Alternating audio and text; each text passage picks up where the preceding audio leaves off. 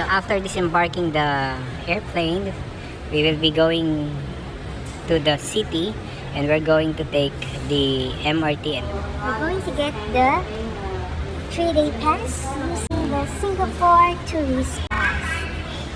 So we press the 3 days and then 2 and then proceed. Then we're going to pay using Hapinoy's card. Okay, so you can tap it.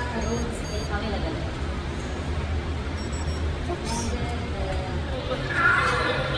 So we got the Singapore tourist pass right after we disembarked the bus from Terminal 4. We went to Terminal 2. So this is where the MRT is leading to the city. So the cheapest one that you can get is a Singapore tourist pass. They have option for 1 day, 2 days, and 3 days. So here is our tourist pass. So this costs us $68.